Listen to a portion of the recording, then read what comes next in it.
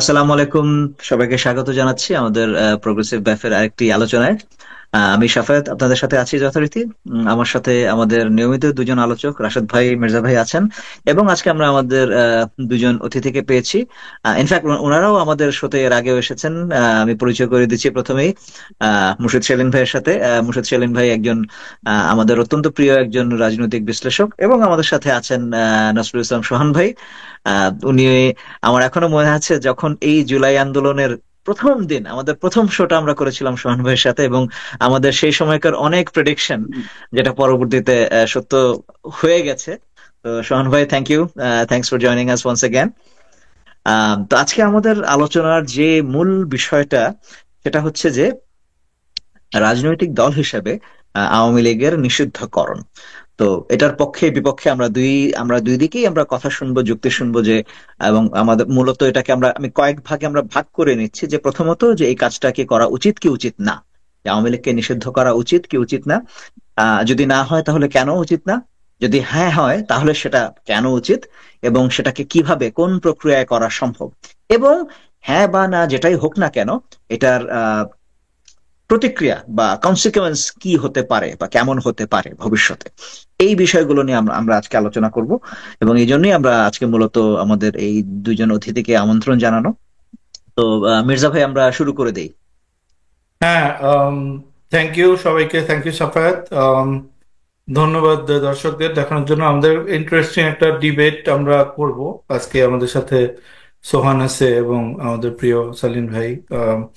তো আমরা এটা ডিবেটের একটা উৎস হচ্ছে যে আমরা জাস্ট একটা হিটেড ডিবেট হইতেছিল আমাদের গ্রুপের মধ্যে, আমাদের বিএফ বাংলাদেশি এগেন্স্ট ফ্যাসিস্ট গ্রুপে, যে আওয়ামী লীগের নিষিদ্ধ করার। তো এটার ব্যাপারে আমাদেরও কিছু অপিনিয়ন আছে। আমি চাই স্টেপ বাই স্টেপ নিষিদ্ধ হতে। সোহানের অভিমত হচ্ছে যে এটা জাস্ট ডিলে করানো হইতেছে, এবং এটার মানে বর্তমানে নিষিদ্ধ করে দেওয়া যায়, এটার পিছনে অন্য কোনো কারণ নেই। সালিন ভাইয়ের নিজস্ব কিছু যুক্তি আছে। তো it's gonna be a very interesting মানে পলিটিক্যাল ডিবেট। এইগুলার দেখার জন্য আসলে আমাদের এই শো গুলা অত্যন্ত এই ধরনের, মানে এগুলা, এইসব শো আপনারা যেগুলো দেখতেছেন এগুলো ফেসবুকের মধ্যে নিয়মিত এরকম আলোচনা হয়, আম, যেগুলো সাক্ষী আসলে আমরা অনেক মানুষ দেখতে পারে না। কিন্তু এইসব শো রেকর্ড করার কারণে আপনারা দেখতে পাইতেছেন যে হাউ টু মাইন্ডস কলাইড এবং ডিবেট করে। It's a very interesting thing. So ঠিক আছে, তা আমি প্রথমে সোহানের কাছে যাব যে ওয়াই ডু ইউ, মানে আপনি কেন মনে করেন যে আহ, মানে দ্রুত আওয়ামী লীগ নিষিদ্ধ করলে আমাদের কোনো হেল্প হবে, অথবা আহ, মানে যারা যারা চাইতেছি যে একটু সময় নিয়ে বা প্রপার প্রসেসে নিষিদ্ধ করতে, তো সেখানে কি কি গলদ আছে, যদি এটা দিয়ে শুরু করতে তাহলে ভালো। থ্যাংক ইউ মির্জা ভাই, থ্যাংক ইউ শাফাত ভাই, রাশেদ ভাই, সালিম ভাই, যে সবাই যারা আছেন এখানে। ভেরি মানে হট টপিক রাইট নাও আমার মনে হয় যে, এবং আমার মনে হচ্ছে যে আগামী কিছুদিনের মধ্যেই এই টপিকটা বাংলাদেশে হট টপিক হয়ে যাবে। দেখা যাক আমাদের এবারের প্রেডিকশন ঠিক হয় কিনা। যে আম, প্রথম কথা হচ্ছে যে প্রসিজিওরাল গলদের কথা, যে কথাটা বললেন মির্জা ভাই, আমি আসলে প্রসিজিওরাল কোনো প্রকার কোনো গলদের কোনো চান্সই দেখছি না। তার কারণ হচ্ছে যে আওয়ামী লীগকে প্রথমত নিষিদ্ধ করা যাবে কি যাবে না, that's a very different question then what the question I am answering right now. Okay, যে প্রসিডিউরাল গলত থাকতে পারে কিনা, তাই না? এটা আমি মানে না, না, কারণ না, সোহান ভাই, যাবে কি যাবে না, আর আগে হচ্ছে কি উচিত কি উচিত না করা, উচিত কি উচিত কি উচিত না। উচিত না, দ্যাটস নাইস, ওকে, ঠিক আছে। তো আমরা উচিত কি উচিত নাতে আসি। তো বাংলাদেশের যে বর্তমানে যে সরকার আছে, ইন্টারিম গভর্নমেন্ট বলি বা যে গভর্নমেন্টই বলি না কেন, তারা যেভাবে চলছে, এখানে আমরা তাদের যে প্রথমত তাদের ইনকম্পিটেন্সি আছে, এবং দ্বিতীয়ত the task itself is really difficult. এই যে দুইটা জিনিসই আমাদেরকে বুঝতে হবে, যে ইনকম্পিটেন্সিও আছে এবং যে task at hand is really difficult. তো সেই কাজটাকে আরো কঠিন করে দিচ্ছে আমাদের আমলাতন্ত্র, আমাদের পুলিশ তন্ত্র, তাই না? এই ইন্টারিম গভর্নমেন্টকে আমার মনে হয় যে কোনো আমলা সাহায্য করতে চাইবে না, কোনো পুলিশ সাহায্য করতে চাইবে না, খুব স্বাভাবিক ব্যাপার। কারণ ওরা জানে না সামনে কি আসছে, এবং তারা তাদের নিজস্ব রাজনীতি আছে, তাদের নিজস্ব প্রমোশন আছে, লাইফ আছে, তাদের নিজস্ব গ্রুপিং আছে। তারা সেই রাজনীতির সাথে কম্পারেটিবল কিছু একটা করতে চাইবে। ইন্টারিম গভর্নমেন্ট ভোটের পরে কারা আসবে, তাদের কি মতামত হবে, সেটা তাদের কাছে ইন্টারিম গভর্নমেন্ট কি চাই না চাই তার চাইতে অনেক বেশি গুরুত্বপূর্ণ, কারণ এটা জাস্ট আ ট্রানজিয়েন্ট টাইম, এটা সবাই বুঝে। সো এই ইন্টারিম গভর্নমেন্টের পক্ষে ইন জেনারেল কোনো কিছু করা খুব ডিফিকাল্ট। তো এই কথাটা আমি কেন বললাম, বলতেছি এই কারণে যে যে জাস্টিস যে হচ্ছে না বাংলাদেশে, যে আওয়ামী লীগকে প্রপার আওয়ামী লীগের নেতাদের গণহত্যার বা কোনো যে অগ্রগতি হচ্ছে না, তার পেছনে এদের ইনকম্পিটেন্সির কথা আমি বলতে চাচ্ছি আবারও, এবং এই যে অসহযোগিতা, এই দুইটা জিনিসই আছে। তো সেই জায়গা থেকে এদের পক্ষে আসলে এই মুহূর্তে আওয়ামী লীগের যে বিশাল পরিমাণ অপরাধ, সেই অপরাধের বিচার করা আসলে প্রায় অসম্ভব আমি বলবো। তো যদি বিচার না হয়, যাদের আজকে চোখ নেই, হাত নেই, পা নেই, তাদের যে ক্ষোভ, সেই ক্ষোভটা কোথায় যাবে? সেটা কি বাতাসে হাওয়ায় মিলিয়ে যাবে? যাবে না। সেই ক্ষোভটা যদি থেকে যায়, এবং আমি আবার বলছি বিচার কিন্তু সম্ভবই না আসলে, একদম ফ্র্যাঙ্কলি স্পিকিং এই গভর্নমেন্টের পক্ষে সম্ভব না করা এটা। তো এই বিচার এটা যদি থেকে যায়, তো সেই ক্ষোভটা আসলে কি হবে, কিভাবে ইউজ হবে, কিভাবে ইউজ হবে, তার জন্য আমি আসলে জাস্ট 4 তারিখে একটা স্ট্যাটাস দিয়েছিলাম পার্সোনালি, আমার ফেসবুক ওয়ালে এখনো আছে। আমি একদম লিখেছিলাম যে আমাদেরকে আমাদের মতাদর্শের জায়গায় স্থির থাকতে হবে। আমরা কেউ যেন উত্তেজিত হয়ে শেখ হাসিনা বক্তৃতা দিতে শুনলে বা সে কোনো চ্যানেলে সেই বক্তৃতা প্রচার করা হলে সেই চ্যানেল যেন ভাঙতে না যায়। আমি 32 নম্বরের কথা ভাবিনি, মাথায় আসেনি, বাট একটা ভাঙচুর যে হতে পারে এই চিন্তাটা আমার 4 তারিখ রাতে এসেছিল, এবং সেটা 5 তারিখে ঘুম থেকে উঠে দেখলাম বাংলাদেশে 32 ভাঙা শুরু হয়ে গিয়েছে। তো এটাকে আপনি দায়ী করবেন কাকে? প্রথম কথা হচ্ছে যে খুবই জাস্টিসের পয়েন্ট অফ ভিউ থেকে whatever the instigation is, a crime. এই ক্রাইমটার যদি বিচার না হয়, ইনঅ্যাক্টিভিটি ইজ ইনজাস্টিস, এটা spirit of law, inactivity itself is injustice. তো সেখানে এই যারা আজকে 32 ভাঙছে তাদেরকে আসলে ক্রিমিনাল বলাটা আমাদের রাষ্ট্রের আজকের জায়গা থেকে, আমাদের জাতির আজকের জায়গা থেকে খুব ডিফিকাল্ট, খুবই ডিফিকাল্ট। ইটস মানে it just not a legal question, it's actually jurisprudential question. আমি মনে হয় ব্যাপারটা বুঝাতে পারছি যে পার্থক্যটা কি, যে জুরিসপ্রুডেন্সিয়াল ব্যাপারটা হচ্ছে আরো অনেক বেশি ন্যায় ভিত্তিক চিন্তার থেকে যেটা আসে, আর যেটা আমি জাস্টিস আইন বলছি সেটা আসলে প্রসিডিউরাল। তো প্রসিডিউরাল, ওই যে বললাম অসামর্থ্য আছে, সেখান থেকে জাস্টিস এস্টাবলিশ হচ্ছে না, এর থেকে ক্ষোভ তৈরি হচ্ছে, ক্ষোভের থেকে মব জাস্টিস তৈরি হচ্ছে। তো এই জায়গাটাকে আপনি রুখতে পারবেন কিভাবে? আমি কি বুঝাতে পারছি যে it's not only just philosophical, strategic point of view থেকে, আমি ফিলোসফিতেও যাব, যে স্ট্র্যাটেজিক্যাল পয়েন্ট অফ ভিউ থেকে আপনাকে একটা জাস্টিস হ্যান্ড ওভার করতেই হবে এই পিপলকে, যারা এই মবকে, যারা প্রচন্ড ক্রুদ্ধ, এবং তাদের ক্ষোভ একেবারে শতভাগ যৌক্তিক, শতভাগ যৌক্তিক। তারা একটা সিভিল রাইটস মুভমেন্টসে গিয়েছিল একটা স্বাধীন সার্বভৌম রাষ্ট্রে, তাদের উপরে সেই রাষ্ট্রের পুলিশ গুলি চালিয়েছে, তাদেরকে নির্মম ভাবে হত্যা করেছে, তাদেরকে সারা জীবনের জন্য পঙ্গু করে দিয়েছে। তো তাদের এই ক্ষোভ কোনো না কোনো ভাবে ইউজ হবেই, এবং সেটার জন্য এই মব জাস্টিস হবে। তাহলে তাদেরকে আমরা কি জাস্টিস দিতে পারি? আমাদের হাতে একটা আইন আছে, গণনিরাপত্তা আছে, সন্ত্রাস বিরোধী আইন 2009, যার 18-1 ধারা বলছে যে রাষ্ট্র, খেয়াল করেন ব্যাপারটা, রাষ্ট্র চাইলে একটা ব্যক্তি বা সত্তাকে সন্ত্রাস বা এরকম রাষ্ট্রবিরোধী বা সার্বভৌমত্বের জন্য হুমকি এরকম কারণে নিষিদ্ধ করে তফসিলভুক্ত করতে পারে। তো এখানে এই প্রসিডিউরটার জন্য আসলে এত বেশি আমলাতান্ত্রিক জটিলতা নাই। The abundance of evidence is out there, এটা নিয়ে সরকার ইমিডিয়েটলি স্টেপটা নিতে পারে, এটা জাস্টিফাইড জাস্টিসের পার্সপেক্টিভ থেকে। তার কারণ হচ্ছে যে আওয়ামী লীগ যে অপরাধ করেছে, যে স্কেলে অপরাধ করেছে, তারা একটা গণহত্যা করেছে, একটা গণহত্যাকারী কোন দল, আমি জানি না পৃথিবীর আর কোনো উদাহরণ আছে কিনা, আমার জানা নেই, জানা থাকলে কারো জানাবেন, যে একটা গণহত্যাকারী দল আর 6 মাস বা 1 বছর পরে ইলেকশনে যাবে, এটা পৃথিবীর ইতিহাসে আর কোথাও হয়েছে কিনা আমার জানা নেই কোন গণতান্ত্রিক সিস্টেমে। সো সেই জায়গাটায় আমাদের যেখানে একটা এক্সিস্টিং আইন আছে, যে আইনটা পাশ করেছে একটা লেজিটিমেট পার্লামেন্ট, কোন শাম ইলেকশনের মাধ্যমে নির্বাচিত পার্লামেন্ট না, একটা লেজিটিমেট পার্লামেন্ট, জনগণের ভোটে নির্বাচিত একটা পার্লামেন্ট, সেটা একটা লেজিটিমেট আইন। সেই আইনটা প্রয়োগের ক্ষমতা, এত বেশি আমলাতান্ত্রিক জটিলতা নাই। হ্যাঁ, এর পরবর্তীতে যে ইমপ্লিমেন্টেশন কি হবে তার কিছু কনসিকুয়েন্স আছে। আমি সেখানে যাব, যখন আমাদের ডিবেটে আমরা আরো সামনে আগাবো আমরা সেখানে যাব। কিন্তু তার আগ পর্যন্ত এই সরকারের হাতে সম্পূর্ণ অপশন আছে এবং খুবই জাস্টিফাইড যে এত বড় একটা গণহত্যা চালিয়েছে যে একটা সংগঠন, সেই সংগঠনটাকে নিষিদ্ধ করা যেহেতু আইন আছে সেটা খুবই জাস্টিফাইড আইনের দিক দিয়ে, স্ট্র্যাটেজিক দিক দিয়ে, এক্সিকিউটিভ সামর্থ্যের দিক দিয়ে।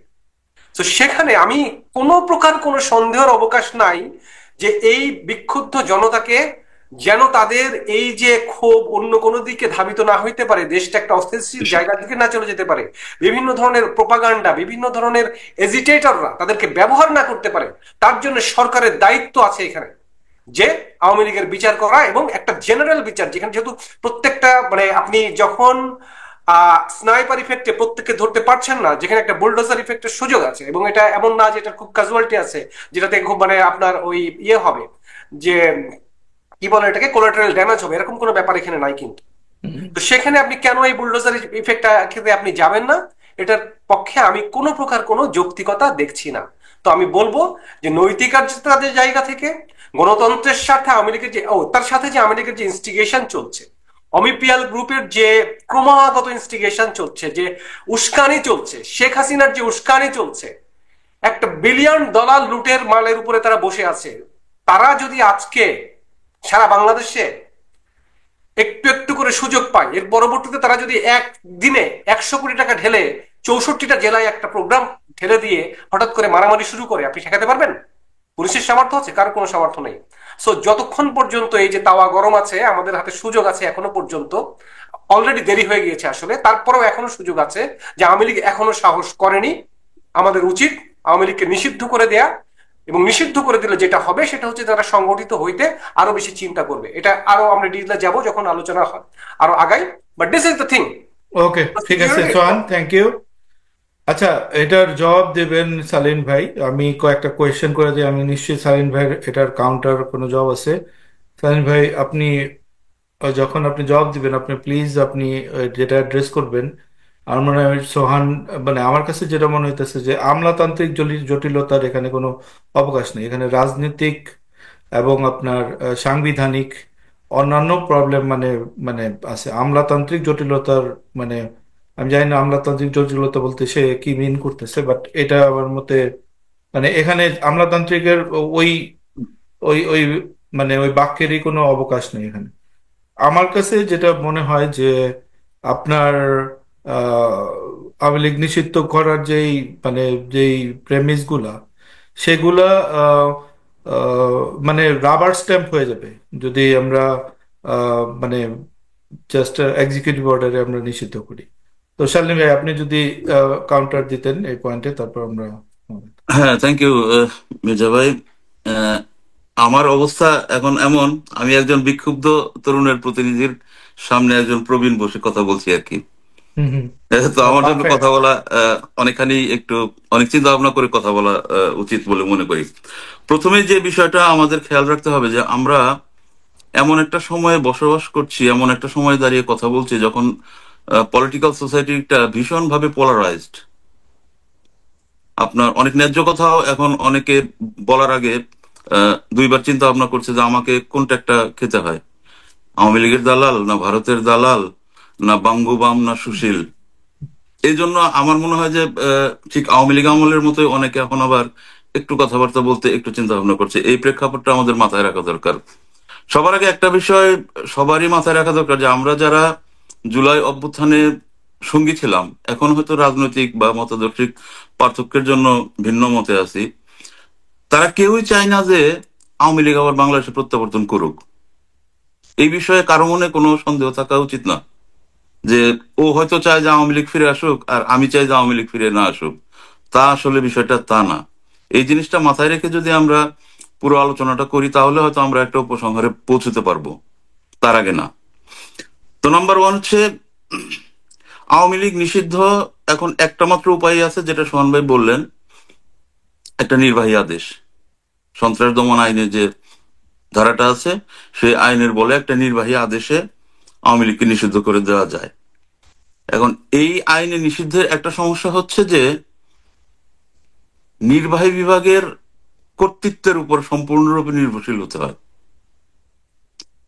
জনগণের ম্যান্ডেট না, জনগণের রাজনৈতিক শক্তি না, শুধুমাত্র মানে রাষ্ট্রের যে কোয়ার্সিভ পাওয়ারটা আছে, বল প্রয়োগের মানে সক্ষমতাটা আছে, তার উপর নির্ভর করে এই কাজটা করতে হয়। এখন সোহান ভাই যেখানে বললেন যে এখানে একটা ইনকম্পিটেন্স গভর্নমেন্ট আছে, যে এই বিচার কাজগুলোই করতে পারতেছে না, পুলিশ ফাংশন করতেছে না, আমলাতন্ত্র ফাংশন করতে পারতেছে না, তো তাহলে আওয়ামী লীগের মতো দলকে নিষিদ্ধের যে এক্সট্রিম কোয়ার্সিভ ডিসিশনটা, সেটাই গভর্নমেন্ট ইমপ্লিমেন্ট করবে কিভাবে? I don't have any answer. যেহেতু ছোটখাটো কাজ করার মতোই কম্পিটেন্সি তার নাই, তাহলে এই ধরনের বড় একটা কাজ করার কম্পিটেন্সি তার কোত্থেকে আসবে? এখন আসলে আমরা এগুলো নানান রকম আইনি বিষয়ে আলোচনা করতে পারি, কিন্তু বর্তমান সময়ে আমরা একটা পলিটিক্যাল প্রসেসের মধ্য দিয়ে যাচ্ছি। সংবিধানকে যদি সবচেয়ে বড় আইন মনে করি, আমরা অলরেডি একটা এক্সট্রা কনস্টিটিউশনাল অবস্থার মধ্যে আছি। সংবিধান অলরেডি বিভিন্ন জায়গায় ভায়োলেটেড হয়ে গেছে। শুধু যদি আমরা আইনি দৃষ্টিকোণ থেকে বিষয়টাকে দেখি, তাহলে আমার মনে হয় আমরা ভুল পথে যাবো আর কি। আর যদি আইনি দৃষ্টিকোণ থেকেও দেখি, who will implement this law, যেহেতু government is totally incompetence according to Sohan ভাই। এটা আমিও মনে করি এবং সোহান ভাই এই বিষয়ে একমত। তাহলে ধরুন সোহান ভাই বলল যে আওয়ামী লীগ যদি 100 টাকা খরচ করে, সরি 100 কোটি টাকা খরচ করে 64 ডিস্ট্রিক্টে একটা প্রোগ্রাম করে, তাহলে সেটা ঠেকাবেন কিভাবে? তখন আওয়ামী লীগ যদি নিষিদ্ধ করার পরে এই কাজটা করে, সেটা ঠেকাবেন কিভাবে? আজকে আমি নিষিদ্ধ করে দিলাম কাগজে, কারণ দেখেন জামায়াতে ইসলামী নিষিদ্ধ হওয়ার 7 দিনের মধ্যে আপনার সেনাপ্রধানের সাথে বৈঠক করলো, উইদাউট নিষেধাজ্ঞা প্রত্যাহারও হয় নাই তখনো, আমরা অফিসিয়ালি জানি না। সো আপনার this kind of law is nothing if without implementation.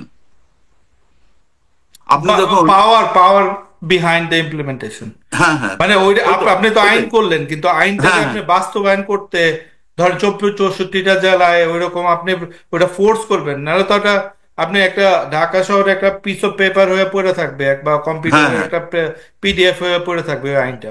ওইটা যে হ্যাঁ সেটাই। বাস্তবায়ন করা, ওটারে এখন সবার দেখেন মাথার এই মধ্যে ধরনের ঢুকানো, এই এটার ধরনের পিছনে আইন শক্তি লাগবে বাস্তবায়ন তো। করার এই ধরনের আইন বাস্তবায়ন করার মানে কতটা কঠিন আপনি দেখেন।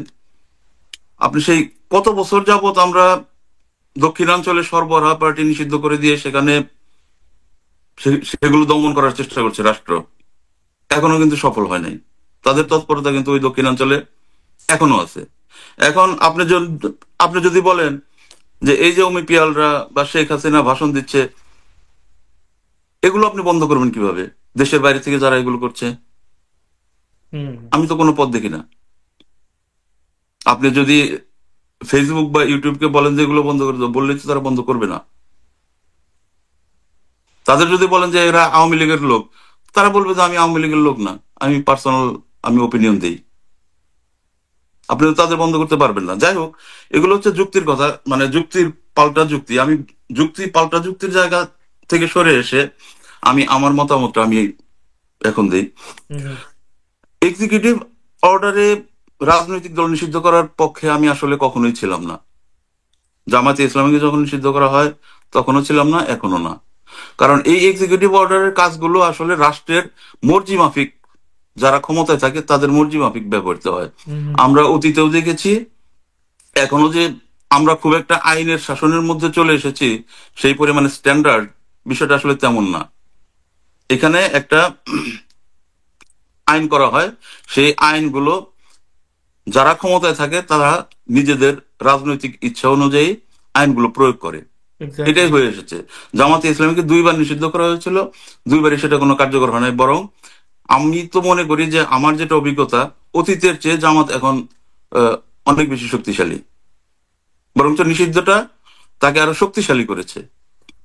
এখন আজকে আওয়ামী লীগকে আজকে নিষিদ্ধ করে দিয়ে 10 বছর 20 বছর পরে আওয়ামী লীগকে আরো বেশি শক্তিশালী করবো কিনা আমরা, সেটা একটা ভেবে দেখার বিষয়। সালিম ভাই, এখানে একটা জিনিস আমি বলি, এটা সোহানের কাউন্টার পয়েন্ট, সেটা হলো যে ও বলতেছিল এটা গণহত্যাকারী দল, এবং যেটা তার একটা স্ট্রং পয়েন্ট ছিল। জামাত কিন্তু গণহত্যায় সহকারী একটা দল, বাট স্টিল বাংলাদেশে আপনার মানে রাজনীতি করতেছে। সো এটা হ্যাঁ, মানে বাংলাদেশে প্রেসিডেন্ট আছে এখানে, এবং বিশাল সংখ্যক 10% মানুষ হয়তো বা জামাত সাপোর্ট করে, জামাত নেক্সট ইলেকশনে কন্টেন্ডার এবং হোয়াট এভার, মানে বা জামাতের অনেক ও, অনেক সাপোর্ট আছে মানে সোসাইটির মধ্যে। তো এটা কিন্তু কমপ্লিটলি সোহানের পয়েন্টের বিপক্ষে যায়। আপনি কি মনে করেন? না, অবশ্যই আপনি যদি একটা ক্রাইটেরিয়া ঠিক করেন যে ঠিক এই এই ক্রাইটেরিয়া ফুলফিল করলে একটা রাজনৈতিক দলকে নিষিদ্ধ করা যায়, হুম তাহলে সেই সেই ক্রাইটেরিয়া গুলো আপনি টিক মার্ক করেন এবং কোন কোন রাজনৈতিক দলের সাথে সেই সেই ক্রাইটেরিয়া গুলো ম্যাচ করে সে সবগুলো রাজনৈতিক দলকে নিষিদ্ধ করে দেন। But I am not for this process. This is a political matter, let's deal with politically. Okay. এই যে ধরেন 32 নম্বর ভাঙচুর হলো, এটা কিন্তু আসলে কোনো আইনি বিষয় না, it's a political incident, there is a politics behind this.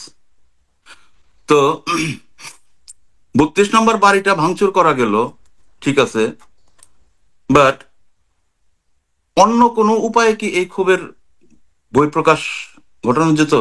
যেত।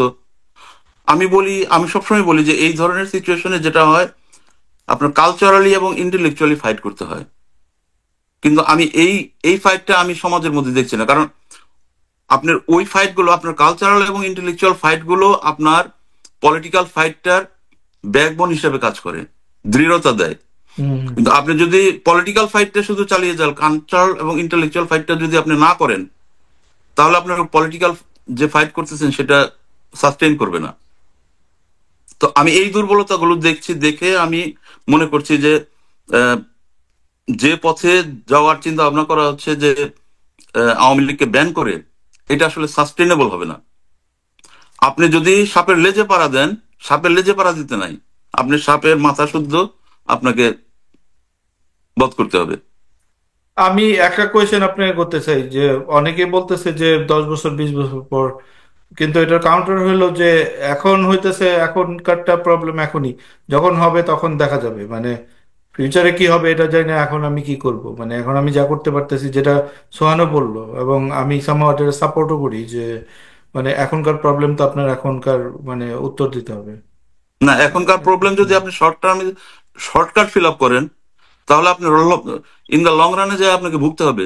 হয়তো আপনাকে ভুগতে হবে না, আপনার পরবর্তী প্রজন্মকে ভুগতে হবে। আচ্ছা। আমরা যদি গণজাগরণ মঞ্চের শুরুতে যদি আমরা সেটাকে থামাতে পারতাম যে no, this is not the process. কিন্তু গণজাগরণ মঞ্চ তো এখন একটা পরাজিত আইডিয়া, এটা ভালো হয়েছে না? একটা পরাজিত আইডিয়া, কিন্তু কিসের বিনিময়ে? রাষ্ট্র ব্যবস্থা ধ্বংসের বিনিময়ে। দেশে একটা এইরকম কর্তৃত্ববাদী গণহত্যাকারী সরকার 15 বছর আমাদের মাথার উপর জাকিয়ে থেকে দেশের সকল সম্পদ বিদেশে পাচার করার, সবকিছু করার, পুরো দেশটা ধ্বংস করার বিনিময়ে হুম হুম। আমরা কি আবার 15-20 বছর পরে এরকম আরেকটা সাইকেলের মধ্যে যাব? তারপরে আবার 15-20 বছর আরেকটা সাইকেলের মধ্যে যাব? এইভাবে কি চলতে থাকবে? সেটা সাস্টেন করার মতো ইকোনমিক এবং পলিটিক্যাল এবং ডিফেন্সিভ ফোর্স বা পাওয়ার কি আমাদের আছে? হুম, ঠিক আছে। তো ওকে। আমি, হ্যাঁ, হ্যাঁ, বলুন। আমি এই লং রানের চিন্তা ভাবনাগুলো আমি সবাইকে লাস্ট একটা বললাম, লাস্ট একটা কথা বলি, তরুণদের ক্ষোভ। আসলে ক্ষোভ কিন্তু আমাদের সবার মধ্যে আছে। আমার মধ্যে যে ক্ষোভ নাই বা আপনার মধ্যে ক্ষোভ নাই তা কিন্তু না। সবারই পার্সোনাল সাফারিংস আছে, কালেকটিভ সাফারিংস আছে। তো সবাই ক্ষুব্ধ, কিন্তু এক একজনের ক্ষোভের বহিঃপ্রকাশ এক এক রকম, বা সেটার ম্যানেজমেন্ট এক এক রকম। আমাদের একদম। হচ্ছে বয়স হয়েছে, আমাদের ক্ষোভটাকে আমরা অন্যভাবে ম্যানেজ করতে পারি, বা তরুণরা সেটা চ্যানেল পারে করতে না। পারি, চ্যানেল হ্যাঁ, করতে পারি। তরুণরা সেটা পারে না, পারার কথাও না। আমি এই জায়গাটা একমত যে তরুণদের এই ক্ষোভের জায়গাটা অবশ্যই জেনুইনলি অ্যাড্রেস করতে হবে, এবং সেটা আচ্ছা, কিভাবে করা যায় হয়তো আমরা পরবর্তীতে আলোচনা সেলিম করবো ভাই, আর কি। আমি একটু আপনাকে একটু ইন্টারফেয়ার করছি, যে রাশেদ ভাই মনে হয় কোনো প্রশ্ন করতে চাচ্ছিলেন। হ্যাঁ, শিওর। শালীন ভাই, এই হ্যাঁ। যে আমরা যে লং টার্মের কথা বলতেছি, রাইট? হুম এই হুম। লং টার্মে আওয়ামী লীগ ফিরত আসবে কি আসবে না, এইটা কি পুরাপুরি ডিপেন্ড করেন আমাদের পরবর্তী নির্বাচিত সরকারগুলি দেশ কিভাবে চালাবে এটার উপর? এটা হলো প্রথম কোয়েশ্চেন। আর দ্বিতীয় কোয়েশ্চেন হলো গিয়ে যে আপনি কিভাবে ভাবতেছেন যে যে আওয়ামী লীগ প্রবলেম, এইটার সলিউশন কি? আমাদের শর্ট টার্মে আমরা কি কি করতে পারি এবং লং টার্মে আমরা কি কি করতে পারি, যেটা এই আওয়ামী লীগ প্রবলেমের সলিউশন দিবে? আপনার আইডিয়াটা কি? শর্ট টার্মে হচ্ছে আওয়ামী লীগের বিচার, হাসিনা সহ তার সাঙ্গপাঙ্গ যারা বিভিন্ন অপরাধের সাথে জড়িত, যারা গুম খুন হত্যা তারপর টাকা পাচার এগুলো সমর্থন করেছে, বৈধতা উৎপাদন করেছে, এর সবার বিচার করে শাস্তি দেওয়া, এটা হচ্ছে শর্ট টার্ম সলিউশন। এবং লং টার্ম সলিউশন হচ্ছে দীর্ঘমেয়াদে একটা কালচারাল অ্যান্ড ইন্টেলেকচুয়াল ফাইট জারি রাখা। এর বাইরে আমি আর কোনো সমাধান দেখি না। আপনাকে আপনি দেখুন 71 কত বছর হয়েছে, 53 বছর। হুম। জামায়াত যে ব্যাগেজটা নিয়ে চলছে, এই ব্যাগেজটা তো তৈরি করতে হয়েছে, তাই না? হ্যাঁ, জামায়াতের কাজে তো ব্যাগেজটা দিয়ে রাখতে হয়েছে। হুম। এটা কিভাবে করা হয়েছে? কালচারাল। কালচারালি করা হয়েছে, ইন্টেলেকচুয়ালি করা হয়েছে, যার জন্য 53 ইয়ার্স পরেও আজকে জামাত এত বড় একটা ক্যাডার ভিত্তিক শক্তিশালী রাজনৈতিক দল, যথেষ্ট জনসমর্থন আছে। অন্যান্য রাজনৈতিক দলগুলো একেবারেই ব্যর্থ। বিএনপি, আওয়ামী লীগ, আমরা বলতে পারি এগুলো মোটামুটি ব্যর্থ দল। তারপরেও জামায়াত কিন্তু এখন রাষ্ট্র ক্ষমতায় আসতে পারতেছে না, বিকজ তাদের কাছে ওই বার্ডেনটা দিয়ে রাখা হয়েছে। আমাদেরকেও আওয়ামী লীগের কাজে এইরকম একটা বার্ডেন দিয়ে রাখতে হবে, এবং এই বার্ডেনটা দিয়ে রাখা এখন আমাদের জন্য আরো সহজ, কারণ এখানে ইন্টারনেটের যুগ। আমাদের চোখের সামনে সবকিছুর এভিডেন্স আছে। আমাদের একসাথে একজনের সাথে আরেকজনের যোগাযোগ এখন এক নিমিষেই হয়ে যায়। কিন্তু আমাদের ওই কাজটা করতে হবে। কিন্তু কাজটা যদি না করে আমরা যদি শর্টকাট একটা সলিউশনে দিয়ে যাই, এটা in the long run sustain করবে না। ওকে, না খুবই সুন্দর বলছেন তারিন ভাই আপনি। এই লাস্ট পয়েন্টটা it is a beautiful point. আমি একটু সাফায়েতের কাছে যাব। সাফায়েত, তোমার কোনো রিয়াকশন আছে দুজনের কথা তুমি শুনলা? আম, আমার তো আসলে রিয়াকশন ঠিক না, মানে আমার কাছে মনে হয় যে এই জিনিসটাকে যেটা লং টার্ম এবং শর্ট টার্ম, যেটা শালীন ভাই যেটা বলছিলেন, আম, আমার কাছে এটার একই রকম লং টার্ম এবং শর্ট টার্ম, বাট আমার আরেকটু মানে ডিফারেন্ট সলিউশন আমার মনে হয় যে, কারণ মানে সলিউশন ঠিক না, কারণ আপনি আপনারা অনেকেই যেটা বলছেন যে ঠিক আছে আগে বিচার হতে হবে এবং তারপরে সিদ্ধান্তটা নেওয়া হবে। এখন আমরা তো বাংলাদেশের বিচার ব্যবস্থার অবস্থা আমরা জানি যে বছরের পর বছর লেগে যায় একটা, তাই না, বিচার প্রক্রিয়া শেষ করতে। এটা ধরেন লোয়ার কোর্টে একটা রায় হবে, সেটা হায়ার কোর্টে যাবে, হাই কোর্টে যাবে, অ্যাপেলেট ডিভিশনে যাবে, এবং ইট কুড টেক ইয়ার্স। তাহলে সেক্ষেত্রে আমার প্রশ্ন হচ্ছে, যদি এটা হয় তো যতদিন পর্যন্ত বিচার চলবে ততদিন পর্যন্ত কি, মানে ওই যে আমরা একটা কথা আছে না আইনের ভাষায় যে ইনোসেন্ট আনটিল প্রুভেন গিলটি, আমরা কি ওই মানে ওই থিওরি ফলো করে তাদেরকে রাজনৈতিক কার্যক্রমে অংশগ্রহণ করতে দেয়া হবে নাকি হবে না? আর আর যদি বলেন যে না ঠিক আছে দেয়া হবে না বা দেয়া হবে, সেক্ষেত্রে মানে এটা দ্যাটস বিজার, যে থাকে না যে তাদের বিচার হচ্ছে, এত হাজার হাজার আমাদের ছেলে মেয়েদেরকে মেরে ফেলার জন্য তাদের বিচার হচ্ছে, কিন্তু ঠিকই আবার এই দলেরই তারা তাদের নিজেদের মার্কা নিজেদের সবকিছু ব্যবহার করে তারা নির্বাচন করছে। এটা তো আসলে হয় না ওইভাবে। আর ঠিক আছে যদি না হয় যে না ঠিক আছে আমরা যতদিন পর্যন্ত বিচার প্রক্রিয়া শেষ না হচ্ছে ততদিন পর্যন্ত মানে আওয়ামী লীগ আহ রাজনৈতিক কোনো প্রক্রিয়ায় অংশগ্রহণ করতে পারবে না, সেক্ষেত্রে এই সিদ্ধান্তটি বা তাহলে আমরা তখন কিভাবে দিচ্ছি? এটা কি নির্বাহী আদেশে নাকি অন্য কোনো আদেশে? তো এটা না করে আমার কাছে মনে হয় যে আরো মানে আরেকটু সিম্পলিফাইড মানে একটা সলিউশন আমার কাছে মনে হয় যে ঠিক আছে, ফার্স্ট অফ অল সমস্ত রাজনৈতিক দল যারা সামনের নির্বাচনে প্রার্থী দিবে তাদের ভিতরে একটা কমন একটা কনসেনসাসে আসতে হবে যে ঠিক আছে আমরা আহ নির্বাচনের আগেই একটা রেফারেন্ডাম, হ্যাঁ না ভোট করা, যে জনগণকে সিদ্ধান্তটা, ঠিক আছে আমরা রাজনৈতিক দল হিসেবে আমরা কোনো সিদ্ধান্ত নিব না, আমরা আমাদের আরেকটা প্রতিদ্বন্দ্বী রাজনৈতিক দলের ব্যাপারে আমরা কোনো সিদ্ধান্ত দিব না, লেট দ্য পিপল ডিসাইড, মানুষ সেটা সিদ্ধান্ত নেক। এবং মানুষ যে সিদ্ধান্তই নিবে রিগার্ডলেস, সেটা হ্যাঁ হলে হ্যাঁ না হলে না, রিগার্ডলেস আমরা নির্বাচনের পরে, সংসদ নির্বাচনের পরে প্রথম যে অধিবেশন হবে সেখানেই আমরা সেই জনগণের রায়টাকে আমরা সংবিধানে আমরা রাটিফাই করে দিব। এটা আপনাদের কাছে এই থিওরিটা কেমন মনে হয় সেক্ষেত্রে? হ্যাঁ, ঠিক আছে। তা সোহান, সালিন ভাইয়ের যে কাউন্টার তুমি শুনলা সেটার একটা অ্যান্সার মানে চাই। এবং মানে আরেকটা পয়েন্ট আমি অ্যাড করে দিব, সেটা হলো যে আম, সেটা একটা অত্যন্ত গুরুত্বপূর্ণ পয়েন্ট আমার মনে হয় মিস করছি আমরা। সেটা হচ্ছে যে লেটসে কালকে রিয়েলিস্টিকলি বিএনপি আসলো, এবং বিএনপি এসে এরকম তার মনে হলো সামহাউ তাদের হাইকমান্ড অথবা তাদের মনে হলো যে ওকে ঠিক আছে লেটস মানে ইনভ্যালিডেট, নিষিদ্ধ, মানে জানাককে নিষিদ্ধ করে দিব, অথবা তার যেই ক্লোজ, মানে ওয়াই নট, কেন করবে না? মানে যদি কারো মনে এরকম কোনো অটোক্রেটিক ধান্দা থাকে, আহ, মানে নির্বাহী আদেশ এবং এর ধরনের মানে এক্সিকিউটিভ পাওয়ার, যেগুলো আমরা দেখতেছি যে এই ট্রাম্প করতেছে, ডোনাল্ড ট্রাম্প করতেছে কে ইউএস এর মধ্যে, it's a very bad president আমি বলবো। যে এই ধরনের, আমি সালিন ভাই, আমি আপনার জন্য আবার বলতেছি, আমার মনে হয় যে বিএনপি যদি ধরেন জানাককে নিষিদ্ধ করে দেয় ক্ষমতায় আসার পরে, না, আমি শুনছি এটা। আমি হ্যাঁ, তো আপনার আমি এটা তো একটা খুবই বাজে ধরনেরই, আমি বলতেছি না তাই হবে, মানে but because we are talking about ideas and what not, আমার মনে হয় যে দিস কুড বি, এটা এটা কোনোভাবেই একটা ভালো আইডিয়া হতে পারে না। এবং মানে এটা যেহেতু আমাদের অনেকগুলো চ্যানেল আছে এবং আমরা স্ট্র্যাটেজিক্যালি ইউজ করতে পারি, ধাপে ধাপে ইউজ করাটা আমার মতে সবচেয়ে ভালো পদ্ধতি। এছাড়াও মানে অন্যান্য যে পদ্ধতিগুলো আছে সেগুলো আমরা মানে ইউজ করতে পারি। আচ্ছা, আমি এই বিষয়ে বলবো, পরে বলবো, আগে আমি সোহান ভাই কথাটা হ্যাঁ, সোহান বলতে ভাই চাই। এখন বলবে, সোহান বলবে এখন। Thank you so much. আচ্ছা, প্রথম কথা হচ্ছে যে আমার মনে হয় যে আমি আমার প্রথম বক্তব্যটা একটু বুঝাইতে পারিনি। সেটা হচ্ছে যে আমাদের সরকারের পক্ষে এই মুহূর্তে প্রত্যেকটা বিচার নিশ্চিত করার জন্য যে ধরনের চার্জশিট তৈরি করা দরকার, সেই ধরনের চার্জশিট তৈরি করারই আসলে লজিস্টিক নাই, ঠিক আছে? এবং তার সাথে আওয়ামী লীগের সমাবেশ প্রকাশ্য যেগুলো আইন অনুযায়ী আছে সেগুলো নিষিদ্ধ করার যে প্রসিজিওরাল রিকোয়ারমেন্টস, এটা অনেক লাইট। যদি না, মার্কা নিষিদ্ধ করা তো জাস্ট একদিনের ব্যাপার, হ্যাঁ, এটা ওয়ান শুধু ডে, নিষিদ্ধ ওয়ান না, ডে। শুধু নিষিদ্ধ না, তাদের যে সংগঠনকে মানে কার্যক্রমকে বাতিল মানে ঠেকানো, এটার এটার লিগাল রিকোয়ারমেন্ট অনেক লাইট। একটা চার্জশিট তৈরি করার চাইতে একটা সমাবেশ তুমি লিগালি করতে পারো না, সো আমি তোমাকে করতে দিচ্ছি না, আমি তোমাকে অনুমতি দিচ্ছি না, দিস ইজ মাচ ইজিয়ার, ঠিক আছে? সো যেটা আসলে মানে এবং অনেক বেশি ট্রান্সপারেন্ট, বিকজ একটা chargesheet it's a very complex thing.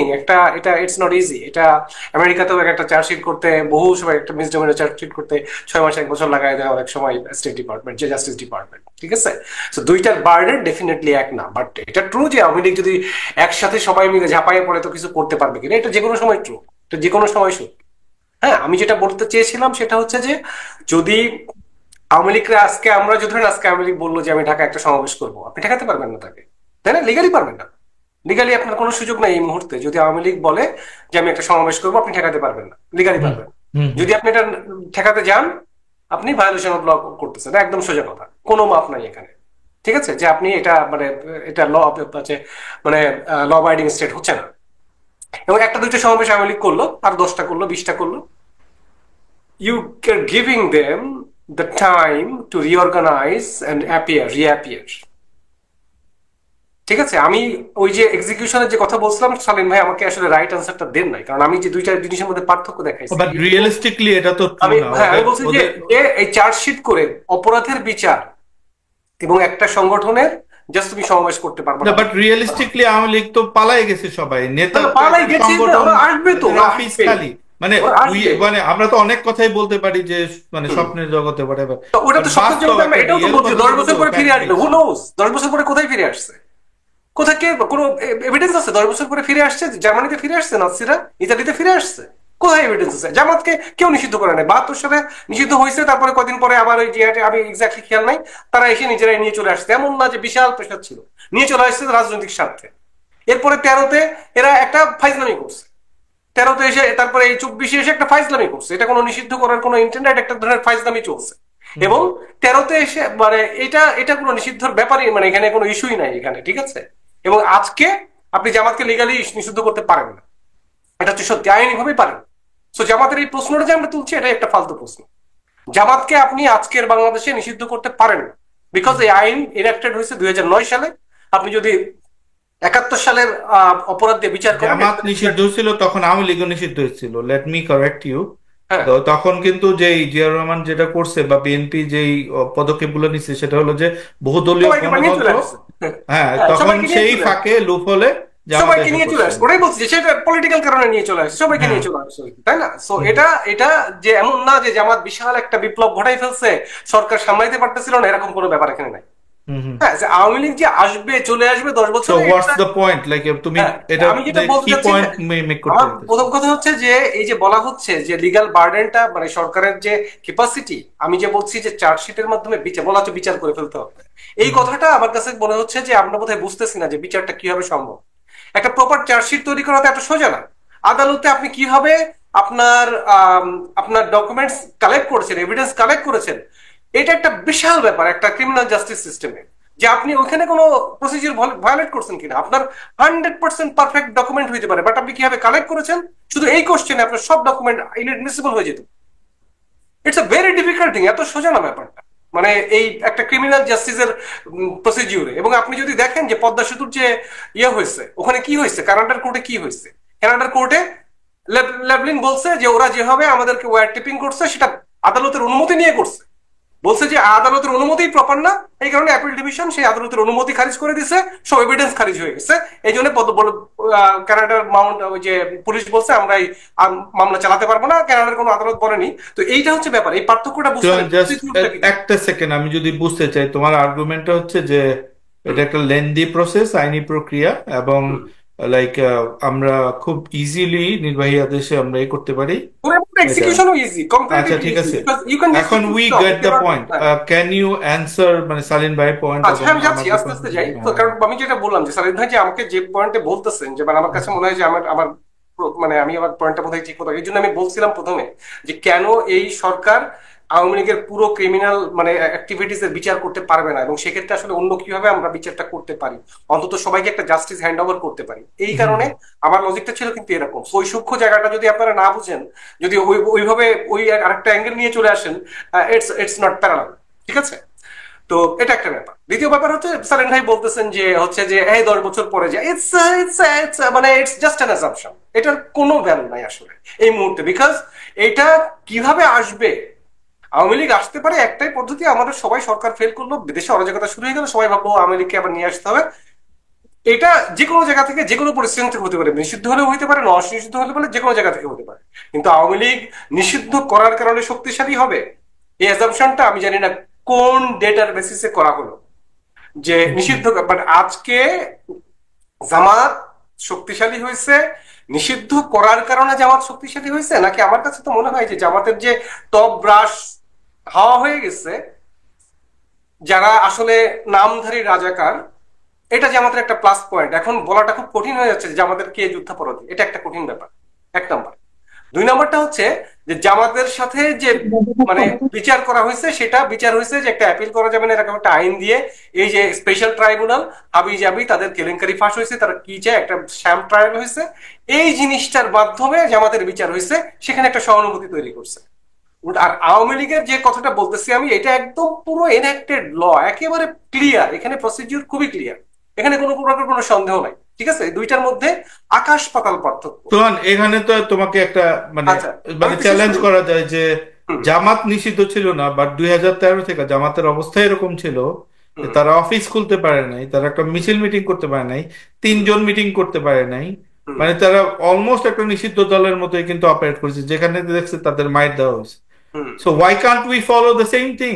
মানে আমরা ওইটাও তো আমাদের করতে হবে। মানে আমি ওইটা যদি, কিন্তু জামাতকে মানে আমি যেটা বলতে চাচ্ছি, সে জামাতকে তো করা হয়েছে জোর করে, যে ধরেন আমাদের হল থেকে শিবিরের পোলাপান বলে একদম আমি পুলিশ অফিসারের স্ট্যাটাস দেখাতে পারবো, শিবির কর্মীকে গ্রেপ্তার করা হয়েছে।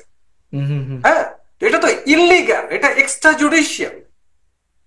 ওকে। এবং আওয়ামী লীগ একটা গণহত্যা করছে, এটা পুরোপুরি ইন দ্য স্পিরিট অফ ল।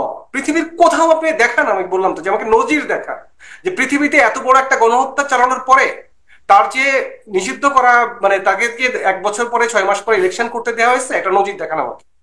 না, এটা আমরা কেউই, বা বাই দ্য ওয়ে আমরা কেউই এটার পক্ষে না। দেখুন, এখন কথা হচ্ছে যে আমাদের তো গণতন্ত্রের উত্তরণ হইতে হবে। হ্যাঁ। আচ্ছা, গণতন্ত্রে রাশের উত্তরণ হওয়ার সম্ভবত জন্য, একটা কোয়েশ্চেন করবে, জাস্ট একটা একটা একটু শেষ question করি, করবে। গণতন্ত্রে উত্তরণের হওয়ার জন্য আমাদের একটা ইলেকশন লাগবে। আপনি ইলেকশন করতে পারবেন না আওয়ামী লীগ প্রশ্নের সমাধান না করে। হ্যাঁ, আপনাকে এই আহতরা রাশেদের একটা কোয়েশ্চেন আছে তোমার হুম জন্য। হুম রাশেদ। 32-এর ঘটনা দেখে এই জিনিসটা পরিষ্কার হয়ে গেছে যে ওদেরকে ইলেকশনে আনলে ওরা সারা দেশে এরকম মানে মানুষের হাতে নিগৃহীত হবে যেটা পুরা পুরা নির্বাচনটাকে প্রশ্নবিদ্ধ করবে। তাদেরকে নির্বাচনে আনার প্রশ্ন নাই, কিন্তু আমার কিভাবে আমার করবেন সেটা? প্রশ্নটা হলো অন্য জায়গায়। আমার প্রশ্নটা হলো যে বাংলাদেশে এক এই পলিটিক্যাল সরকারগুলি খুব দ্রুত অজনপ্রিয় হয়ে যায়, হুম, এবং এবং বাংলাদেশ প্রচন্ড করাপ্ট একটা দেশ। বিএনপি যতই লাফাক, বিএনপি যতই ইচ্ছা থাকুক, এই করাপশন যেইভাবে এমবেডেড হয়েছে, এটা থেকে বের হয়ে আসতেও 15-20 বছর লাগার কথা। এটাই স্বাভাবিক হয়। এখন মিনিমাম এরা যখন 15-20 বছর মিনিমাম। মিনিমাম, এখন এরা এরা 5 বছরের মধ্যে সে চরম বিএনপি না, যে কোনো অজনপ্রিয় হয়ে যাবে, ক্ষমতার সরকার থাকুক একই অবস্থা যেই হবে। আসুক। এই যে অজনপ্রিয়তার সুযোগে আওয়ামী লীগ কিছু না কিছু পাবলিক স্পেস পাবে। এবং শালীন ভাই খুবই ইম্পর্টেন্ট একটা পয়েন্ট, সারা জীবন ধরে ওনার যতদিন ধরে চিনি উনি এটা তুলে যেতেছে, এই যে কালচারাল হেজিমনিটা যে আওয়ামী লীগের হাতে, আওয়ামী লীগ এটা ব্যবহার করে পৃথিবীতে প্রথম পার্টি হিসেবেই অতি দ্রুত ফেরত আসবে। এইটা তো ঠেকানোর আসলেই কোনো টুল আমাদের কাছে নাই। নাই। আচ্ছা, আর আপনি এইটা মিটিগেট করবেন কিভাবে? আর এটা তো একেবারে বাস্তব সত্য, বিএনপি 2-3 বছরের মধ্যে অজনপ্রিয় হয়ে যাবে, এবং ওইটাই পয়েন্ট হবে। এবং বিএনপি সরকারে থাকা অবস্থায় আমি একজন কঠিন বিএনপি সমর্থক হিসেবে বলতেছি, তারা জিরো কম্পিটেন্সি দেখাবে ইয়ের ব্যাপারে, কি বলে, একটা কালচারাল স্ট্রাকচার তৈরি করার ব্যাপারে, যেটা আওয়ামী লীগের কালচারাল স্ট্রাকচারকে ফাইট দিতে পারে। এইটা মিটিগেট করার তো কোনো সুযোগ নাই। তাহলে আমরা যদি প্রসেসের থ্রুতে ব্যান না করে, আপনি যেভাবে বলতেছেন ওইভাবে যদি ব্যান করি, তাহলে তো আওয়ামী লীগ 2-3 বছর পরে গিয়ে আবার সারা পৃথিবীর কাছে বিক্রি করা শুরু করবে যে বাংলাদেশে একটা নন ইনক্লুসিভ নির্বাচন হয়েছে, তাদের প্রচুর জনপ্রিয়তা আছে, তাদেরকে আটকে রাখা হয়েছে, এবং এইটার জন্য ইন্ডিয়া থেকে শুরু করে তাদের ডলারের এই শক্তি এবং তাদের কালচারাল শক্তি তো আমাদেরকে আবার এই ঘুরায় ফিরে আগের জায়গায় নিয়ে এসে দাঁড় করাবে। ইন্ডিয়া, আচ্ছা, এটা আপনার, আমি যে বললাম যে বাংলাদেশে যদি আমরা জাস্টিস এস্টাবলিশ না করতে পারি, আওয়ামী লীগ সামহাও ফিরে আসতে পারে, সে নিষিদ্ধ করেন বা নাই করেন, এটার সাথে আসলে এটা রিগার্ডলেস, এটার সাথে আসলে এটা ইম্পর্টেন্ট মানে কোনো কানেকশন আছে বলে আমার মনে হয় না। মানে ওটা আসবে আওয়ামী লীগ যদি আপনি আপনি জাস্টিস এস্টাবলিশ না করতে পারেন, ঠিক আছে? সো আমি ওটা বলছি যে ওটা যে কোনো পরিস্থিতিতে হতে পারে। আর নির্বাচনকে প্রশ্নবিদ্ধ করবে, আমার কাছে মনে হয় এটা আমরা একটু অতিরিক্ত ভাবতেছি। কারণ হচ্ছে যে মানে ইউরোপ, আমেরিকা, ফ্রান্স, রাশিয়া সবাই মিলে যৌথভাবে নুরেমবার্গ ট্রায়াল করছিল, এবং নুরেমবার্গ ট্রায়াল থেকে এই ধরনের মানে আপনার বিচারগুলো, মানে এই যে আপনার ক্রাইম এগেইনস্ট হিউম্যানিটি, ঠিক আছে, এই জিনিসগুলো সুমন ভাই, আসছে। একটা জিনিস অ্যাড করে দেই, হ্যাঁ, একটা ছোট্ট জিনিস অ্যাড করে দিই।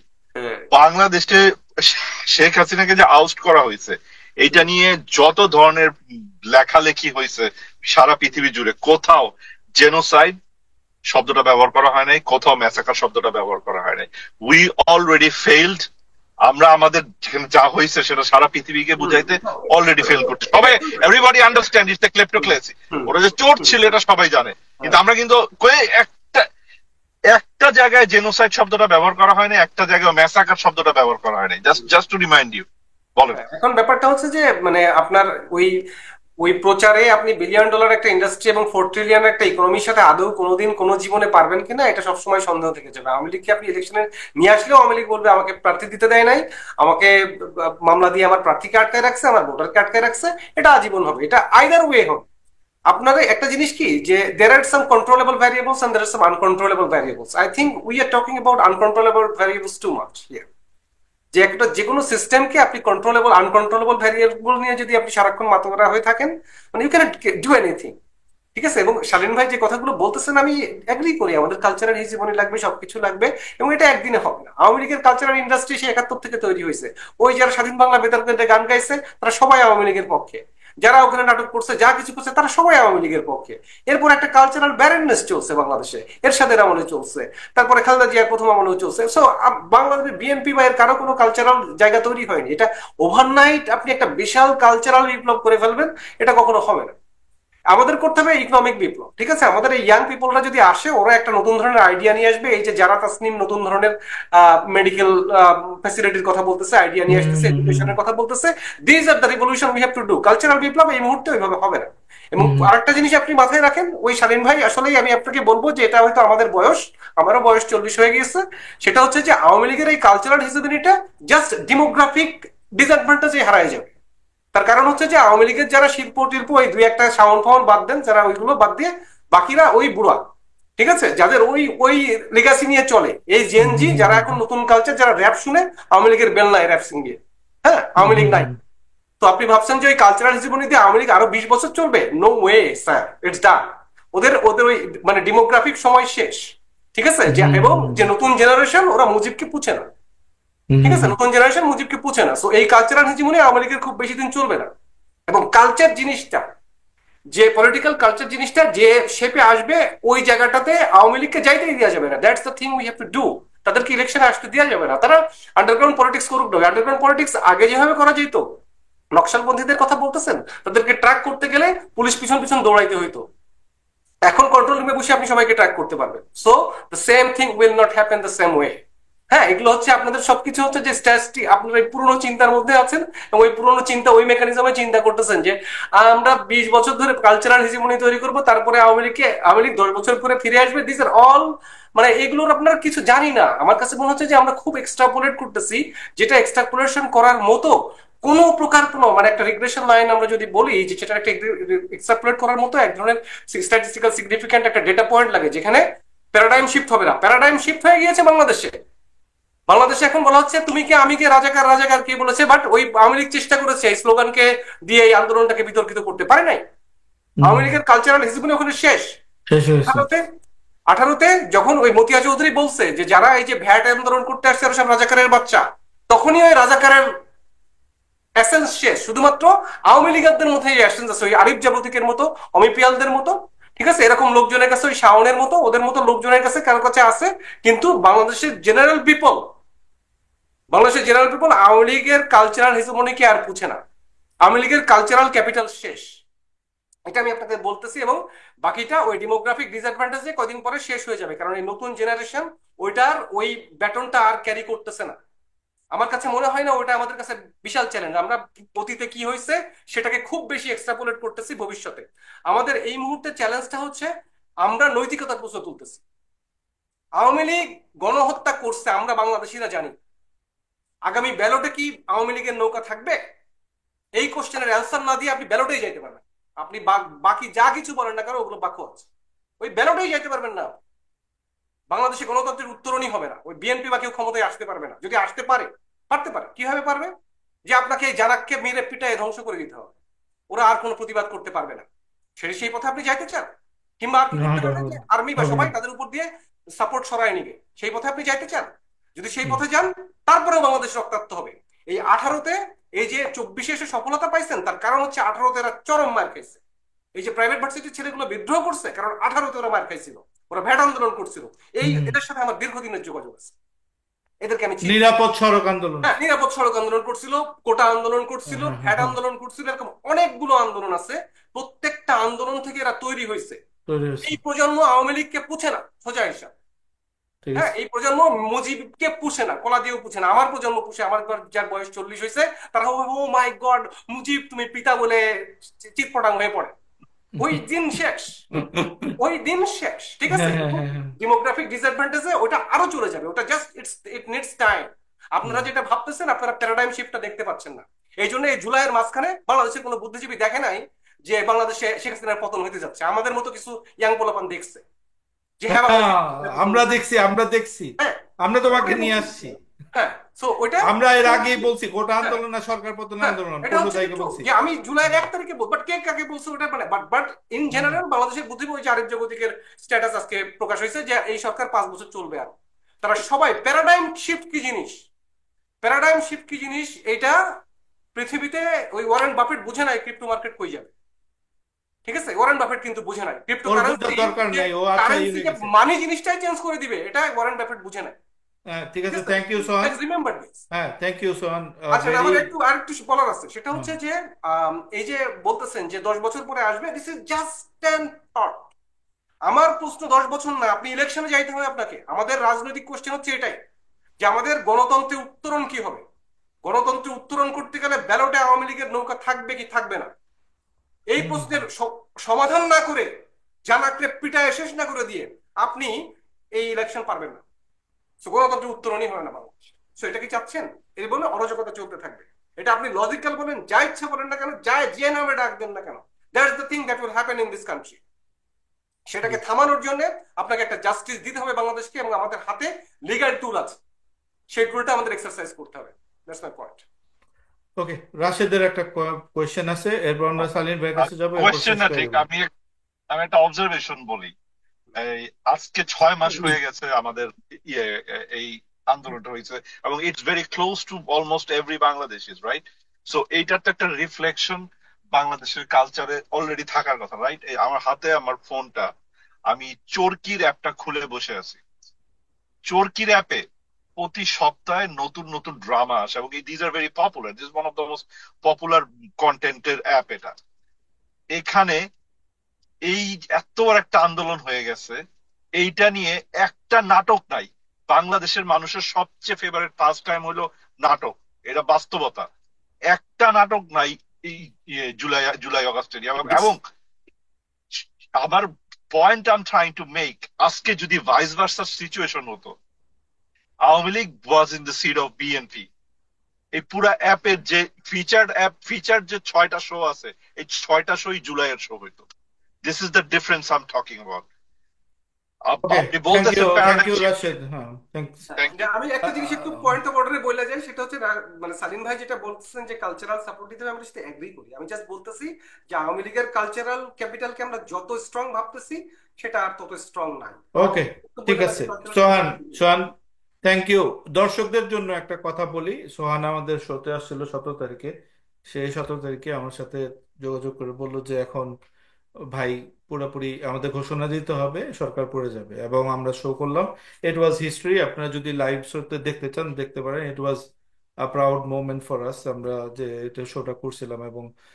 এবং সোহান আরেকটা জিনিসের জনক, সেটা হলো আমি এবং আমরাই বিকল্প, এই কথা সোহান বলছে। আমি তার ফার্স্ট ফলোয়ার ছিলাম।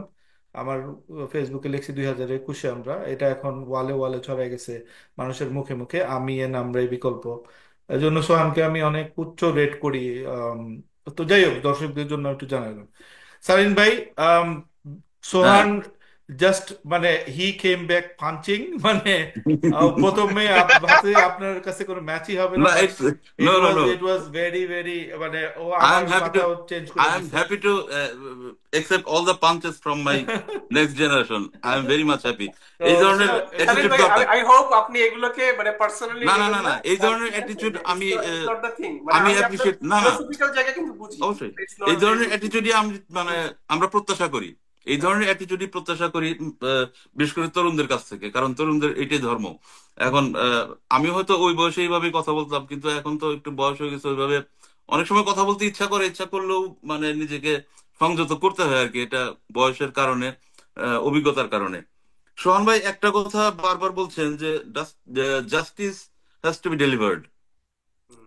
তো I don't know what kind of justice will come without a judicial process.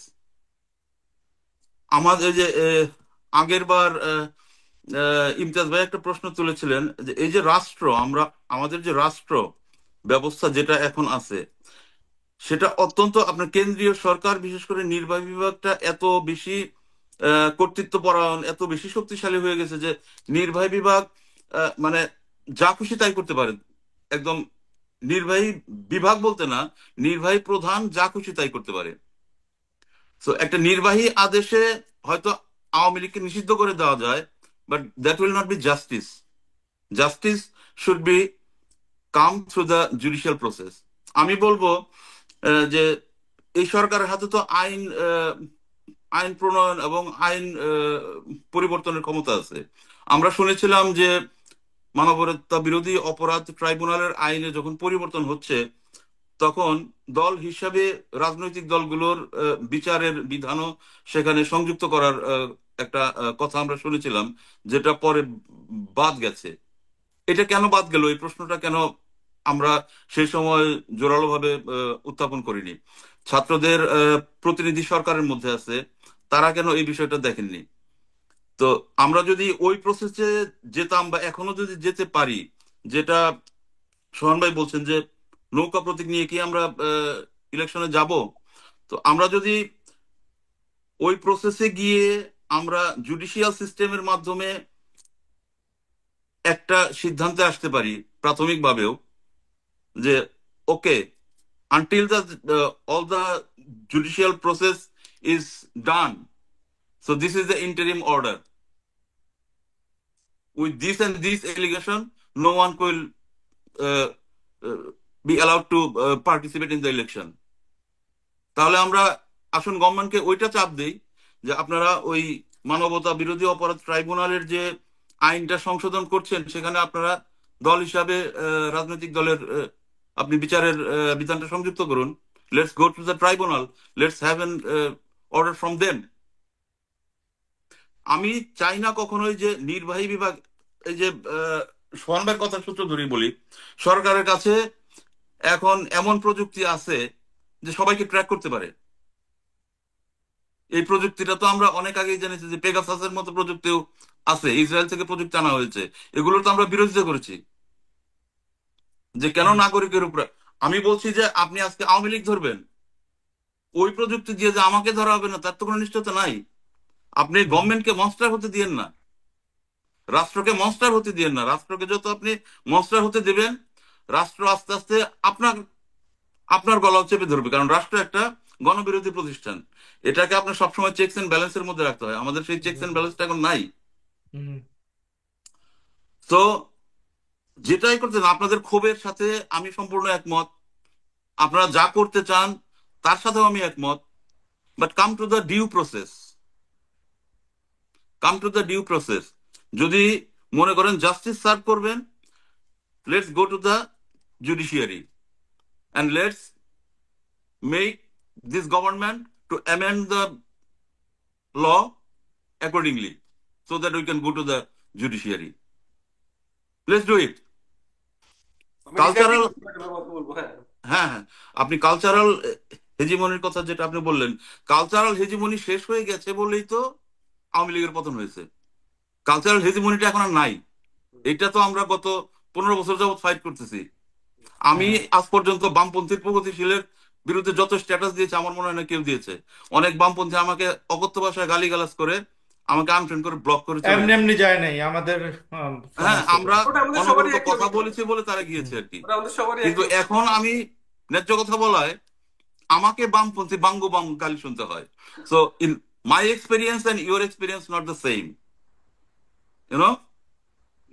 So আমি 15 বছর বামপন্থী প্রগতিশীল আওয়ামী হেজেমনিকদের গালাগালিজ করার পরে অনেক নন আওয়ামী বামপন্থী আমাকে আনফ্রেন্ড করে, ব্লক করে, গালিগালাজ, অকথ্য ভাষায় গালিগালাজ করে চলে গেছে। এখন আমি আমার মত প্রকাশ করার জন্য আমি বাঙ্গুবাম সুশীল। So my experience is totally different than you. When you will express your different opinion, then you will face that experience. I don't hope you do না so, আমি but you will. স্যার ভাই, আমি বুঝছি ওটা personal এক্সপেরিয়েন্সের জায়গা, but হ্যাঁ, আমরাও না না দেখেন যে সেইটাই বলছি। আমার কথাটা তরুণদের উদ্দেশ্যে, আপনাদের উদ্দেশ্যে না। কারণ হচ্ছে আপনি এক্সপিরিয়েন্স দিয়ে যা শিখতে পারবেন, এক্সপিরিয়েন্স দিয়ে যে আপনার আহ, যে ডিসিশনটা আসবে সেটা আপনি অন্য কোথাও থেকে পাবেন না। এই বিষয়টা বলতে আমি তরুণদের আহ, দৃষ্টি আকর্ষণ করব। কারণ এটা মনে করতে হবে যে আমরা যারা পূর্ববর্তী প্রজন্ম, আমরা কখনোই তরুণদের বিপক্ষে না। ধরুন আজকে যদি আপনি যে কথাগুলো বললেন, সোহান ভাই যে কথাগুলো বললেন, তার পক্ষে তো আপনার জনমত থাকতে হবে, রাজনৈতিক মতৈক্য থাকতে হবে, তাই না? গভর্নমেন্ট যদি একটা এক্সিকিউটিভ অর্ডার করেও দেয়, এই গভর্নমেন্ট চলে গেলে পরবর্তী গভর্নমেন্ট আসলে সেই এক্সিকিউটিভ অর্ডার থাকবে তার তো কোনো নিশ্চয়তা নাই। কারণ এক্সিকিউটিভ বডি তার পাওয়ার আছে সেটা উইথড্র করার। তো আজকে যদি আপনি সবগুলো পলিটিক্যাল ফোর্সকে একত্রে না নিয়ে কোনো কাজ করেন, সেটাও তো সাস্টেন করবে না, ঠিক, ভালো তাই না? বলছি। এখন ওই যে যেটা বললাম যে কালচারাল হেজিমনির যে জায়গাটা, আওয়ামী লীগের কালচারাল হেজিমনি তো শেষ, যার জন্য হাসিনার পতন। তা না হলে তারা ধরে রাখতে পারতো। কিন্তু হাসিনা পতনের পর আওয়ামী লীগের কালচারাল হেজিমনিটা যে চলে যাওয়ার পরে যে ভ্যাকুয়ামটা তৈরি হলো, এই ভ্যাকুয়ামটা তো রাখা যাবে না। এই ভ্যাকুয়াম রাখলে আবার তারাই ফিরে আসবে। দখল করতে হবে এটা। হ্যাঁ, এইটাকে দখল করতে হবে। ওই পার্সপেক্টিভ থেকে দেখেন। আচ্ছা, হ্যাঁ, সালিন ভাই, সোহান, আমাদের শেষ করতে হবে। 1 মিনিট পাবেন আপনারা। সোহান 1 মিনিট, সালিন ভাই 1 মিনিট, দুজনের কাউন্টার, যদি লাস্ট রিমার্ক থাকে। এরপর ওকে, আমরা সাফায়েত আর রাশিদের মন্তব্য শুনবো, শেষ। তারপর থ্যাংক ওকে, ইউ। গুড। হ্যাঁ, একটা ব্যাপার সেটা হচ্ছে যে কালচারাল হেজিমনির প্রয়োজনীয়তা আমি কখনোই বলিনি যে এটা একেবারে শেষ হয়ে যাবে, বাট ওটা আমি বলছি যে ওটা আসলে খুব লং টার্ম চিন্তা, ওটা ওভারনাইট হবে না। আমাদেরকে ইমিডিয়েটলি গণতন্ত্রে উত্তরণে যাইতে হবে, এবং তার আগে আমাদেরকে ইলেকশন করতে হবে। ইলেকশন, আওয়ামী লীগকে নিয়ে আপনি ইলেকশনে যাইতে পারবেন না। এবং সালিম ভাই যে সমাধানগুলো দিচ্ছেন, আমি সমাধানগুলোর সাথে এগ্রি করি না যে নতুন করে আইন প্রণয়ন করতে হবে, সেই আইন অনুযায়ী আওয়ামী লীগের বা ব্যবস্থা নিতে হবে। এটা হবে রেট্রোস্পেক্টিভ জাস্টিস, এবং এটা state forward against any country anywhere. এটা এখনো নুরেমবার্গ ট্রায়াল, এই একটা মাত্র সমালোচনা খুব স্ট্রংলি নুরেমবার্গ ট্রায়াল সম্পর্কে করা হয়, যেখানে রেট্রোস্পেক্টিভ জাস্টিস সার্ভ করা হয়েছে। এবং আরেকটা আছে যে ওরা আপনার মিত্রবাহিনীর অপরাধগুলোকে দেখেনি। এই দুইটা খুব স্ট্রং সমালোচনা হচ্ছে নভেম্বর ট্রায়াল নিয়ে। সো ওই রেট্রোস্পেক্টিভ আইন দিয়ে হবে না, এক্সিস্টিং আইন দিয়ে সম্ভব। এটা হচ্ছে একটা ব্যাপার। এবং জুডিশিয়াল প্রসিডিউর, ডেফিনেটলি আমি যা বলছি এটা পুরোপুরি জুডিশিয়াল প্রসিডিউর, এটা আসলে এক্সিকিউটিভ অর্ডারের ব্যাপার না। তার কারণ হচ্ছে যে এক্সিকিউটিভ ওই আইনেই আছে যে সরকার তফসিলভুক্ত করবে, এবং তখন যারা ক্ষতিগ্রস্ত বা বিবাদী পক্ষ তারা হাইকোর্টে অ্যাপিল করতে পারবে, এবং অ্যাপিল কোর্টে তারা কতদিনের মধ্যে এটা নিয়ে সংবিধান হবে তারও রূপরেখা ওই আইনে দেওয়া আছে। সো এটা পুরোপুরি জুডিশিয়াল প্রসিডিউর। হাইকোর্ট যদি এটাকে বাতিল করে দেয় তাহলে ওটা বাতিল, ওখানে গভর্নমেন্টের কিছু করার নেই। সো ওটা জুডিশিয়াল প্রসিডিউরের মধ্যে দিয়ে যেতেই হবে। আমি সরকার চাইলেই পারবে না, ওটা ওখানে জুডিশিয়াল প্রসিডিউর ইনক্লুডেড আছে। ঠিক আছে, সো এখানে জুডিশিয়াল প্রসিডিউরের কোনো অভাব নেই। আর আরেকটা হচ্ছে যে ওই যে বললাম যে কালচারাল হিজিমনি, ঐক্যমতের ব্যাপারটা, ঐক্যমতের ব্যাপারটা আমরা এই মুহূর্তে গণভোট করার জন্য তো আসলে আমরা অ্যাফোর্ডই করতে পারবো না। আমাদের অলরেডি একটা ন্যাশনাল ইলেকশন করতে হবে, একটা গণভোট করতে শত শত কোটি টাকা লাগবে। এই মুহূর্তে আমরা এটা অ্যাফোর্ডই করতে পারবো না, আইনের রিকোয়ারমেন্ট নাই। এবং আমরা যে মানে সারফেসে যা দেখতেছি, এটা থেকে বোঝা যায় যে মানুষ আওয়ামী লীগকে চায় না, এখানে চাচ্ছে বিএনপির কিছু নেতা। মানে খুব ফ্র্যাঙ্কলি স্পিকিং, এটা মানে এস্টাবলিশমেন্ট লিডাররা চাচ্ছে। জনগণের কাছে জিজ্ঞেস করেন কয়জন আওয়ামী লীগকে চাচ্ছে, এটা মানে অন্তত যারা ভোকাল জনগণ। আমি এটা আসলে আমি একদম সরাসরি বলে দিই, এটা খুব কঠিন যে গণভোট হলে রেজাল্টটা কোথায় যাবে। বাট ইন জেনারেল যারা কথা বলছে তাদের ভিতরে দেখেন, আমার মনে হয় না যে আওয়ামী লীগের পক্ষে খুব বেশি মানুষ কথা বলছে। এবং সোজা কথা যে তো ওই গণভোট করার সামর্থ্য আমাদের নাই। ওই ওকে, গণভোট লাস্ট পয়েন্ট শেষ করেন, হ্যাঁ। সো আমার কাছে মনে হয় যে মানে এই আমরা যদি গণতন্ত্রে উত্তরণ করতে চাই, আমি বলছি না যে আমি যে কথা অ্যাডভোকেসি করছি এটা খুব পারফেক্ট, পৃথিবীতে কোনো পারফেক্ট জাস্টিস বলে কিছু নাই। কিন্তু আমরা যদি গণতন্ত্রে উত্তরিত হইতে চাই, আমাদের একটা ইলেকশন লাগবে। সেই ইলেকশনটা কিভাবে হবে সেইটা নির্ধারণ করার জন্য যদি আপনি আসলে আইনি প্রক্রিয়ায় যেতে চান, তাহলে আপনাকে ওই সন্ত্রাস দমন বিরোধী আইন 2009 ব্যবহার করতে হবে। নতুন আইন করে যদি যেটা করেন সেটা আইনি প্রসেসের ব্যত্যয় হবে। ওকে, থ্যাংক ইউ সোহান। শালীন ভাই, 1 minute, very quick point make করেন। আহ, না, সোহান ভাই যেটা বললেন, কয়েকবার নুরেমবার্গ ট্রায়ালের কথা উল্লেখ করেনলেন এবং জার্মানির কথা উল্লেখ করলেন। এমনিতে জার্মানির একটা দ্বিতীয় বিশ্বযুদ্ধোত্তর পরিস্থিতি, তারপরেও ওখানে যেহেতু নুরেমবার্গ ট্রায়াল, তো আমরা এখানে, আমি তো ট্রায়ালের পর আওয়ামী লীগ, যদি ট্রায়ালে আওয়ামী লীগ নিষিদ্ধ হয় তার বিপক্ষে আমি বলছি না, তো আমি ট্রায়ালের পক্ষে। কিন্তু এই যে এক্সিকিউটিভ আদেশে এটার বিপক্ষে এখন, কারণ এটার বিপক্ষে কারণ হচ্ছে যেহেতু শুধু গণভোট দিলেই যে আপনার জনমত যাচাই হবে, আহ, সেটাও তো ঠিক না। রাজনৈতিক দলগুলোর মধ্যে তো ঐক্যমত হতে পারে। এখন পর্যন্ত কোনো একটা মেজর পলিটিক্যাল পার্টি তো এই বিষয়ে একমত হয় নাই। জাতীয় নাগরিক কমিটি জানাক, এটা এখনো 6 মাস হয়ে গেল, এখন পর্যন্ত একটা পলিটিক্যাল পার্টি হিসেবে আহ, আত্মপ্রকাশ করতে পারে নাই। তারা যদি, কারণ তাদের মধ্যে নানান রকম